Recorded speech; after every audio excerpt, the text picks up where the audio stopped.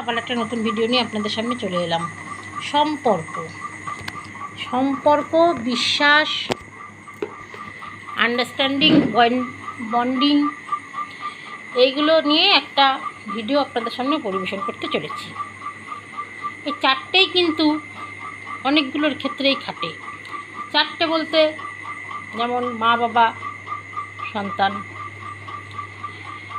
বোন ভাই, তারপর বন্ধু, তারপর দিদিমণি বা মাস্টার স্টুডেন্ট, তারপরে স্বামী স্ত্রী, মোটামুটি এইগুলোর সঙ্গে হয়। এমনকি পশু পাখি গাছপালার সঙ্গেও কিন্তু এই চারটে জিনিস আমাদের হয়। তাই এই জিনিসগুলোর সঙ্গে অনেকেই দেখি একটা না একটা কিছু পেয়ে গেলে চারটে জিনিসকে হারিয়ে ফেলে: বিশ্বাস, আন্ডারস্ট্যান্ডিং, বন্ডিং এবং সম্পর্ক, রিলেশনটাকে টিকিয়ে রাখার জন্য মানুষকে অনেক কিছু ত্যাগ করতে হয়। সেই ত্যাগটাকেও করতে রাজি না। যেমন ত্যাগ মানে আমি আমার সঙ্গে যার যে স্টুডেন্ট হোক বা যাদের গার্জেনই হোক বা স্বামী স্ত্রী হোক বা বন্ধুই হোক, সেটা বলছি, কেউ নিজের কাজটাকে বা নিজের জিনিসটাকে ছাড়তে রাজি না। তাতে এই চারটে জিনিস হয়ে যাক, তাতে এই চারটে জিনিস না থাকুক: সম্পর্ক, আন্ডারস্ট্যান্ডিং, বন্ডিং এবং ভরসা, বিশ্বাস, এইগুলো না থাকুক। আগে তো তাদের সঙ্গে জিনিসটা ছাড়াছাড়ি করি। এই মানসিকতাটা যাদের থাকে না, তাদের সঙ্গে চলাফেরা করা খুব মুশকিল।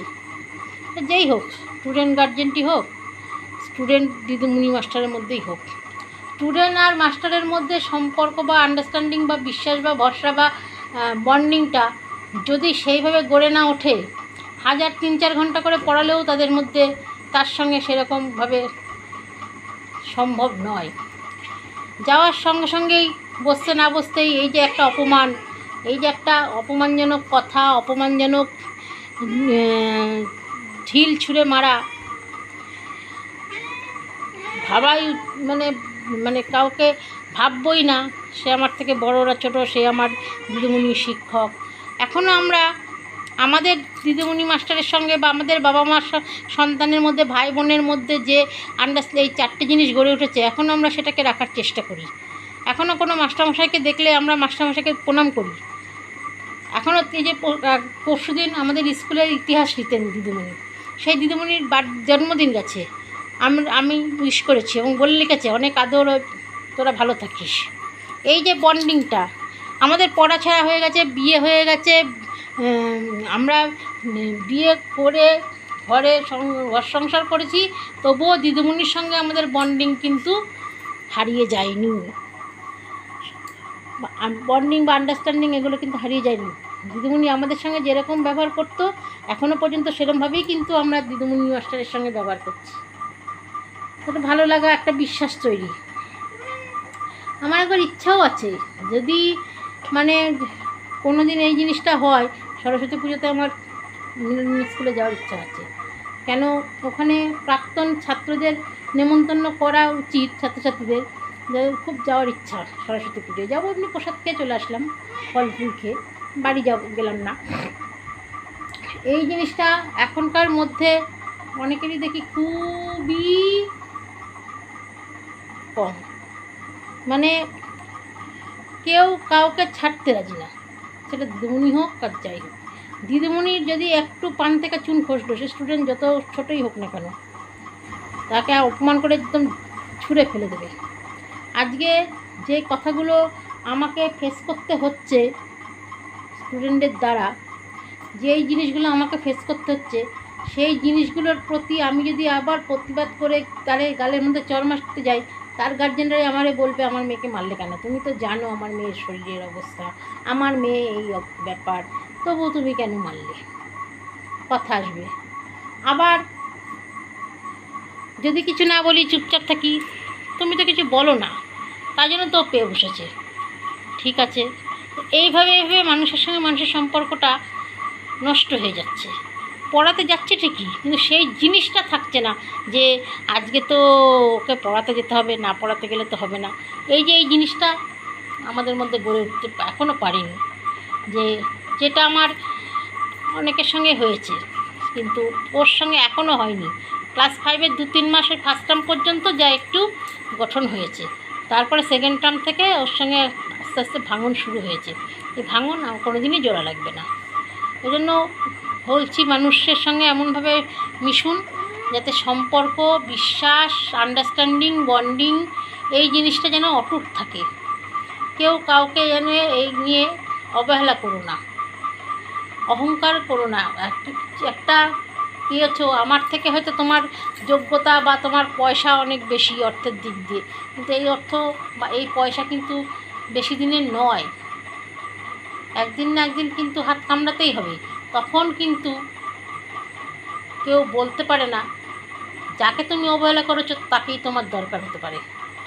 তাই বলেছি, এইগুলো নিয়ে খবরদার কোনো রকমে অহংকার করে মাটিতে উঠতে যেও না।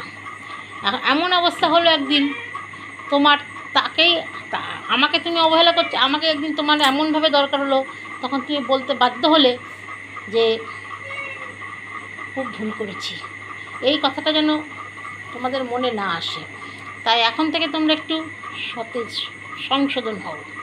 এখন থেকে তোমাদের এই জিনিসটা এমন কিছু করো না যে 1000 সিমেন্ট দিলেও সেই দাগ কখনো জোড়া লাগাতে পারবা না, ওটা জোড়ানো লাগানো যায় না। এমনভাবে ভেঙে দিও না, এমনভাবে ভেঙে গুঁড়িয়ে দিও না যাতে সেইটার জন্য প্রতিদিন আফসোস করতে হয়।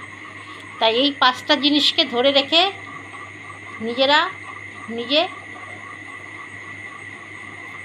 চেষ্টা করো, আস্তে আস্তে চেষ্টা করো, ফুটোপাটা করো না।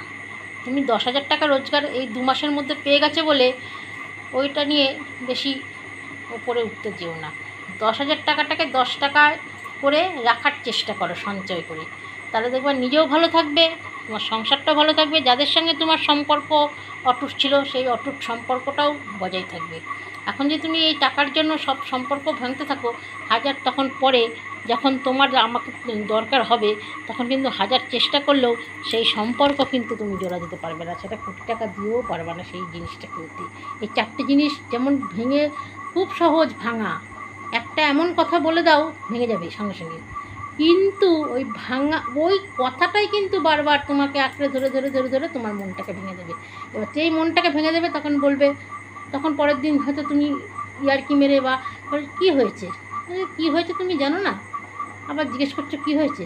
এই যে ভাঙতে শুরু করলো, এই ভাঙাটা আস্তে আস্তে একদম ফাঁক হয়ে যাবে। এই ফাঁকটা যে দূরত্বটা হবে, সেই দূরত্বটা কিন্তু করতে বা ভাঙা জায়গাটা সিমেন্ট দিয়ে হোক, যে কোনো কোটি টাকা দিয়েও হোক, চেষ্টা করলেও কিন্তু জোড়া লাগানো যাবে না। তাই সম্পর্ক, বন্ডিং, আন্ডারস্ট্যান্ডিং, বিশ্বাস, ভরসা, এই 5টাকে জিনিসকে নিয়ে তোমরা এখনও সময় আছে, তৈরি হও। ভেঙে গেলে কিন্তু আর জোড়া লাগে না। এই 4টে জিনিস ভাঙা খুব সহজ। এমন একটা বুকে ছুঁচে বাঁধার মতন কথাটা শুনলে, সেন্টিমেন্টালে লাগলো, সেইটা থেকে বেরোনো খুবই কঠিন। নতুন করে গড়া কিন্তু খুব কঠিন, ওটা 1000 টাকাও সম্ভব নয়। ভালো লাগলে কমেন্টে জানিও। ধন্যবাদ।